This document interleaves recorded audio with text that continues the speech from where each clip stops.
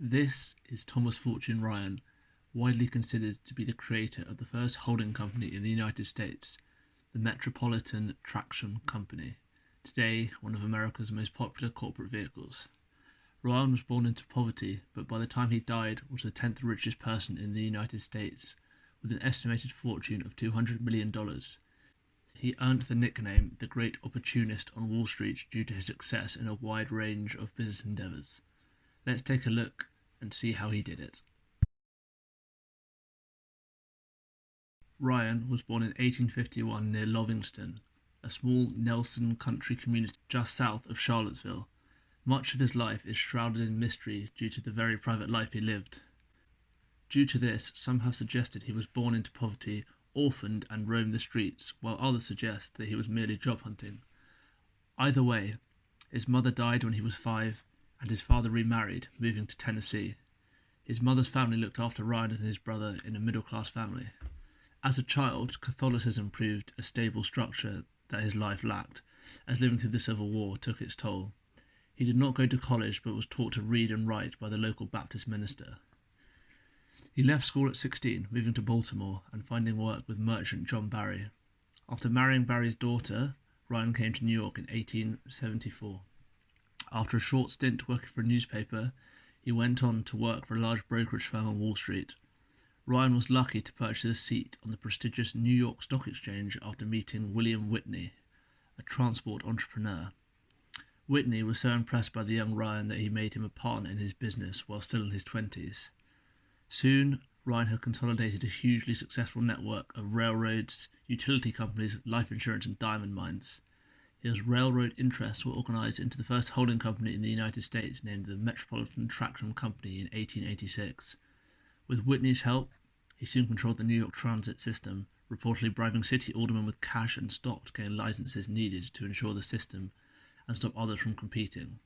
By 1890, Whitney and Ryan controlled all of New York's overground train service and expanded into subways, forming the independent rail transit subway line. By 1900, the company controlled 300 carriages and 300 miles of New York track. He sold out in 1906, just before the Great Panic, netting $50 million from the sale. The emergence of New York's now famous subway system also prompted the sale. With Ryan now out of the company, disaster struck. It soon collapsed after the sale, as Ryan was not there to maintain the political connections that kept the monopoly in place. The success of the railways allowed Ryan to enter the tobacco industry. He soon went on the offensive, battling fellow magnate James Duke, who controlled much of the industry in the UK that was dubbed the Great Tobacco War by Wall Street. Ryan and his old accomplice Whitney formed the Union Tobacco Company and bought out other companies until only one cigarette producer in the United States was not owned by either himself or Duke. The results of the tobacco war saw the share price of cigarette companies rise dramatically, resulting in Duke and Ryan increasing their fortunes significantly.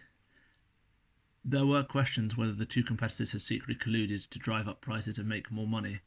If this is true, the strategy was successful for both operators. In 1889, Ryan and Duke joined forces, developing the British American Tobacco Company to protect the American tobacco trade in Europe.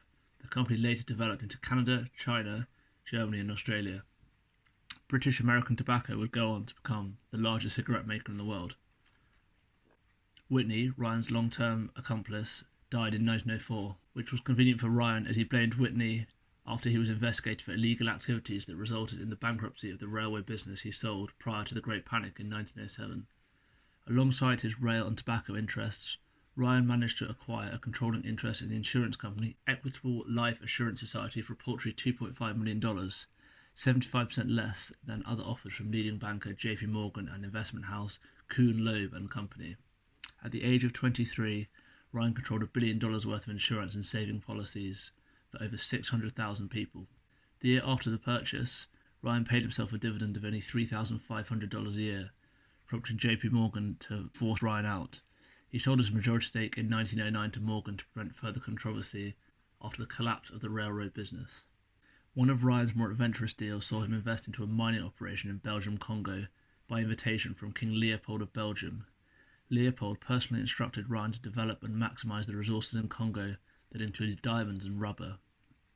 Ryan received a quarter of the stock for developing and financing an international firm to industrialise the country, making him a major owner of Congo's diamond mines. Ryan's ownership of the Intercontinental Rubber Company saw him profit handsomely from assisting King Leopold. William Rockefeller, the brother of the more famous John.D.Rockefeller, invested into Ryan's company and helped him to gain a monopoly to collect rubber from 4,000 miles of land in Congo, with the option to purchase another 2,000 miles further down the line. Leopold forced slaves working as rubber collectors to maintain production for Ryan by raising taxes and threatening to send troops to attack villages if it dropped. When production did eventually fall, these villages were looted and burned. By 1908, a total of 8 million people had been killed due to this regime. After his exploits in Congo for Leopold, the Vatican sought Ryan's help to reorganise its finances despite the atrocities he had been previously involved in. When critics questioned the use of slavery to make large profits, Ryan replied that he slept like a baby in response to the problem.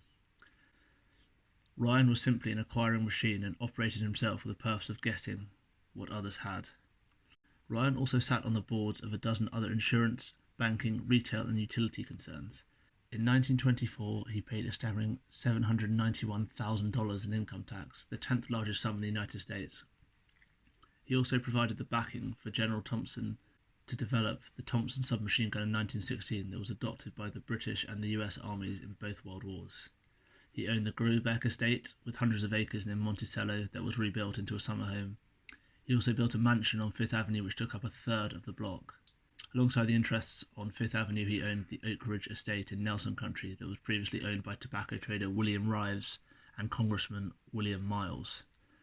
While Ryan was unscrupulous in his attempts to build a fortune, he made large donations to Catholic institutions totaling around $20 million, paying for the Cathedral of the Sacred Heart to be built in Richmond, Virginia, and building a number of new schools.